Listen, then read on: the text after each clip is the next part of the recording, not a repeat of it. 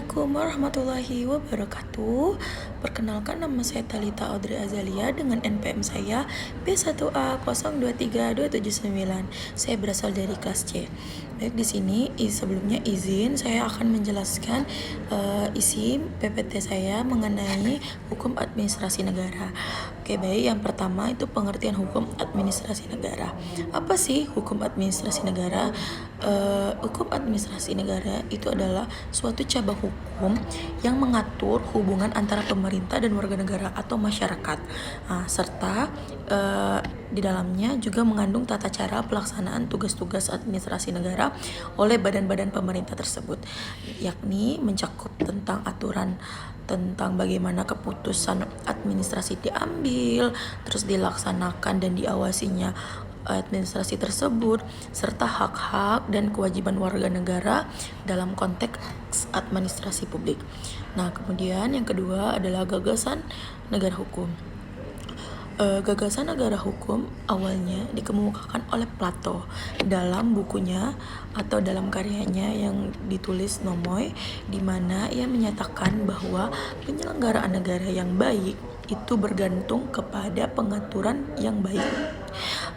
Berbeda dengan Aristoteles yang memperluas gagasan ini dalam politikanya dengan menyebutkan bahwa negara yang baik adalah negara yang diperintahkan sesuai konstitusi dan hukum, seperti melayani kepentingan umum, mengikuti ketentuan umum, dan dilaksanakannya berdasarkan kehendak rakyat itu sendiri, bukan tanpa paksaan. Nah, konstitusi ini menurut Aristoteles adalah aturan dan penyusunan jabatan yang mendefinisikan struktur dan tujuan pemerintah itu tersendiri. Kemudian yang selanjutnya itu adalah unsur-unsur negara hukum. Yang pertama itu ada konsep Prestat menurut Frederick Julius Stahl. Beliau menyebutkan ada 4 konsep. Yang pertama adalah perlindungan hak asasi manusia, kemudian yang kedua pemisahan atau pembagian kekuasaan, yang kemudian yang ketiga pemerintahan berdasarkan peraturan perundang-undangan, terus yang terakhir itu peradilan administrasi dalam perselisihan. Kemudian yang selanjutnya itu konsep rule of law menurut A.F.D.C. yang beliau menyebutkan ada 3 konsep. Yang pertama itu adalah supremasi hukum atau yang bisa dikenal supremacy of the law, tanpa kekuasaan sewenang-wenang. Jadi maksudnya tuh kekuasaan itu tanpa disewenang-wenangkan oleh badan-badan hukum lainnya. Baik, selanjutnya itu adalah hukum keuangan yang dimana berkaitan dengan pemungutan pajak dan pengelolaan keuangan publik. Nah, apa sih perbedaan hukum tata negara dan hukum administrasi?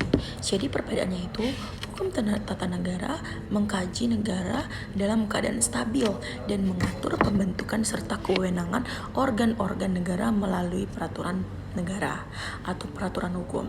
Nah, sebaliknya hukum administrasi negara berfokus kepada negara dalam keadaan bergerak, yaitu bagaimana organ-organ negara menggunakan kewenangannya sesuai dengan peraturan hukum yang berlaku.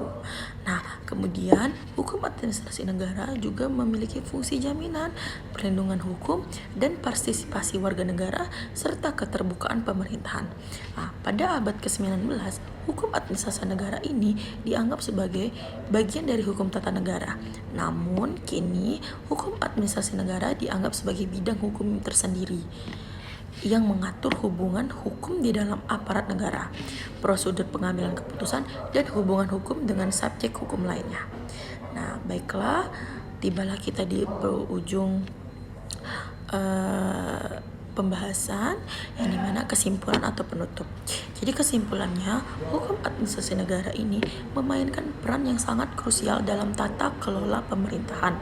Mengapa? Karena dengan menyediakan kerangka hukum untuk peraturan, pelaksanaan, dan pengawasan tindakan administrasi negara melalui fungsi yang tadi saya jelaskan, jaminan dan perlindungan, Hukum atas negara memastikan keadilan dan transparansi dalam hubungan antara pemerintah dan warga negara atau masyarakat.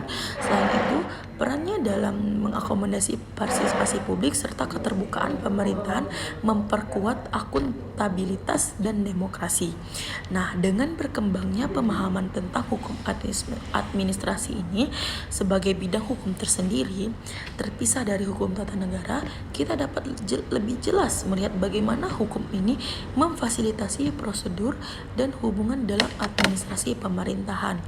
Nah, keseluruhan norma yang mendasarinya membantu menjaga keseimbangan antara kekuasaan pemerintah dan hak-hak warga negara atau masyarakat, yang menciptakannya struktur yang efisien dan adil dalam pelaksanaan pemerintahan. Baiklah, terima kasih. Itu saja yang bisa saya jelaskan. Lebih dan kurangnya saya mohon maaf. Terima kasih. Wassalamualaikum warahmatullahi wabarakatuh.